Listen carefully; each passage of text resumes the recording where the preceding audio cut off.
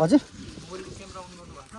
मिल्दैन कति पर छ त राडा राडा कति पर छ अब यहाँबाट अब आधा घन्टामा पुग्नुहुन्छ आधा घन्टा पुग्छ है त्यही गरिकन पनि ए बाटो यस्तै छ कि सर कोही ठाउँमा नराम्रो छ कोही ठाउँमा ल हामी चाहिँ अहिले फाइनल्ली मुगुभित्र इन्ट्री भयो मुगु जिल्लाभित्र अनि पानी ठ्याक्कै इन्ट्री गर्ने बित्तिकै पानी नि पर्न लाग्यो बाइक बनाउने त रहेछ पसल तर बन्द छ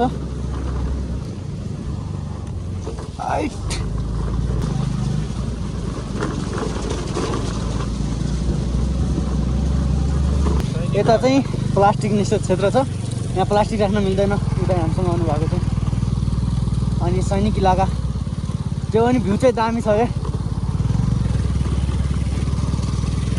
दामी ठाउँ रहेछ नि दाजु यता चाहिँ दामी ठाउँ रहेछ के बब्बा लाग्यो अगाडिपट्टिको भ्यू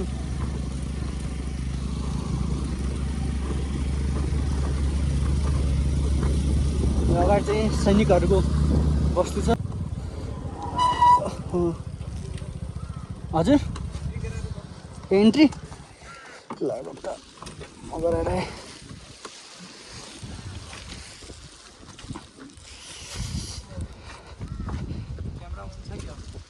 हजुर मिल्दैन हाम्रो चाहिँ यता इन्ट्री भइसक्यो टक्क पारेर ल अब हामी फाइनली चाहिँ इन्ट्री पोस्ट पार भयो अनि यता शुभयात्रा लेखिसकेको छ इन्ट्री पोस्टमा चाहिँ के छ भन्दाखेरि हजुरको नाम ठेगाना कुन ठाउँबाट आउनु भएको भनेर अनि मोबाइल नम्बर अनि लाइसेन्स नम्बर र कहाँसम्म जानु हुन्ला छ त्यति कुरा मात्र इन्ट्री गर्नुपर्छ अनि त्यो चाहिँ जाँदा हुन्छ भन्नुभएको थियो अनि त्यहाँनिर चाहिँ ठ्याक्क पोस्ट त्यो क्याम्पभित्रको चाहिँ भिडियो नबनाइदिनु अनि अगाडि गएर बनाउँदा हुन्छ भने हुनाले त्यहाँनिर क्यामेरा बन्द गरेर सो म चाहिँ अगाडि आएको अगाडि भन्दा धेरै अगाडि होइन त्यहाँनिर 1-2 मिटर अगाडि आएर फेरि क्यामेरा अन गर्दा हुन्छ भने हुनाले त्यहाँदेखि फेरि भिडियो अन गरेको मैले चाहिँ अनि so look at this view यस्तो भ्यू चाहिँ मैले लाइफ टाइममा आज फर्स्ट देखिरहेको छु फेस टु फेस अब यो फिल्महरूमा उसरी चाहिँ देखिन्थ्यो प्रायः फिल्महरूमा देखिने भ्यू भनेको चाहिँ मैले यो कश्मीरतिरको यस्तै भ्यू देखिएर आउँथेँ सो हिउँ परेको टाइममा झन् बब्बाल देखिन्छ होला यो चाहिँ आम्बो यो साइडको भ्यू त बब्बाल लाग्यो मलाई यतातिर अनि यता माथि झन् दामी ल so this is the view हामी अहिले मुगुमा इन्टर भएको छौँ भर्खरै लगभग आधी किलोमिटर नै भएको छैन त्यही 300 मिटर जति अगाडि आएको छौँ अनि हामी चाहिँ अनि उता घोडाहरू दौडिरहेछन् उता मैदानमा अहिले त्यहाँ पनि भिडियो देखाउँछु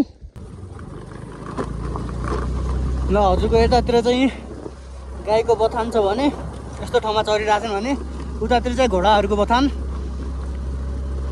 यो पुरै घोडा छन् मैदानभरि कसरी हाल्ने भाइ हामी आफै यहाँ फुल्छौँ दुईजना छ पछाडि त्यत्रो लोड सामान छ हामीलाई नै हाल्नु नि दाइ भनेर मिल्ने भएको त हालिदिन्छ नि भाइ के छ अब यत्रो यहाँ दुईजना आफै छन् त्यही पनि स्कुटरमा उस्तै ब्रेक लागिरहेको छैन यो ओह्रालोमा त्यसको पछाडि झन् ट्रेकिङ ब्याग छ कति ठुलो त्यसको माथि साथीको ब्याग अगाडि यो खाली ठाउँमा साथीको ब्याग हाल्न मिल्ने भएको भए त हालिदिइहाल्थ्यो नि एकदम बबाल छ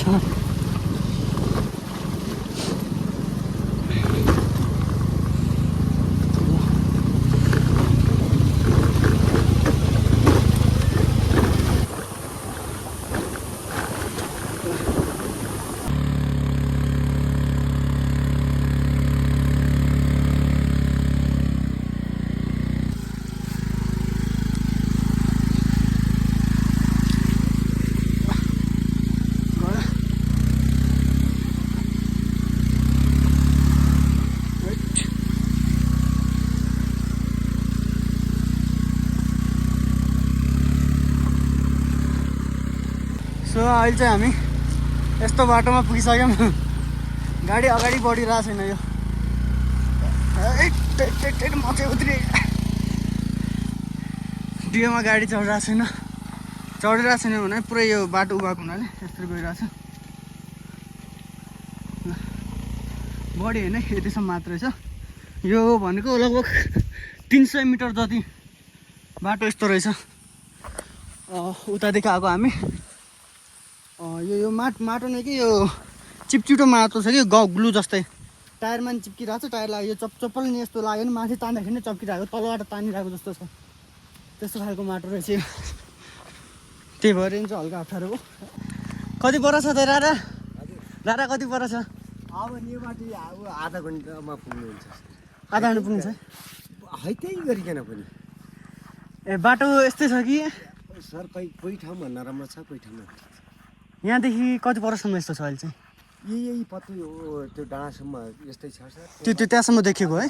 त्यसम्म ताबाट एकदम फिलिल्ली हो सर। ए ल नेमाहाती जानुहुन्छ सर। हुन्छ सर, हस् धन्यवाद। सो अब चाहिँ आधी घन्टा मात्र बाँकी छ अरे। ओके, हाम्रो रारा जाने बाटो कता हो? कहाँनिर यहाँनिरबाट?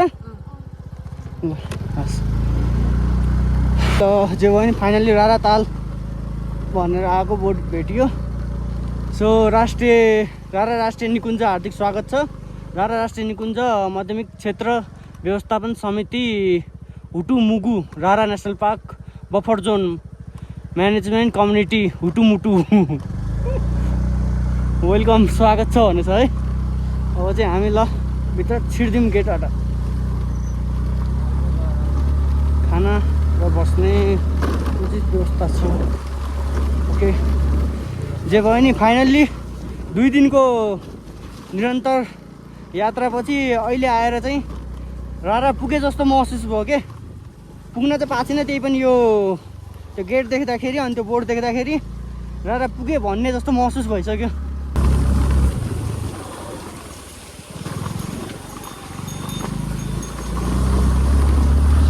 ल फेरि सिमसिमे पानी नि पर्यो रारा पुग्नुजेल। सो राइट गाइज, हामी चाहिँ फाइनल्ली रारा राष्ट्रिय निकुञ्जसम्म पुग्यो। सो त्यो चाहिँ रारा राष्ट्रिय निकुञ्ज छ। त्योभन्दा उता चाहिँ बाइक लान मिल्दैन। अनि त्यहाँदेखि चाहिँ ट्रेकिङ गरेर लगभग 1.5-2 घन्टा हिँड्नुपर्छ अरे। अनि सो आज चाहिँ 6 बजिसक्यो, 6 बजेर प्लस भइसक्यो। अनि त्यही भएर आज चाहिँ यता स्टार्ट गर्नु लाग्यो, हामी स्टे गर्नु लाग्यो। अब के कति टाइम लाग्छ। अब यताबाट चाहिँ भोलि बिहानै हामी राराको लागि निस्किन्छौँ। यतादेखि सबै सामान लगेर तल गएपछि हामी चाहिँ यता यो धरारा सनराइज भन्ने होटेलमा बसेछौँ। आज चाहिँ यतै बस्ने। अनि दाइले चाहिँ 1000 रुपियाँ भन्नु भएको थियो। अनि हामीले चाहिँ बजेट लो छ दाइ भनेपछि 500मा रुम मिलाइदिनु भएको छ डबल बेडको। अनि सो यतादेखि तलपट्टि चाहिँ ठ्याक्कै हजुर दिनु है। ल एकछिन बाइकमा पहिला रेन कभर हालिहालेँ। अहिले चाहिँ स्कुटर यता ढालिदिएँ। अब चाहिँ जान लाग्यो।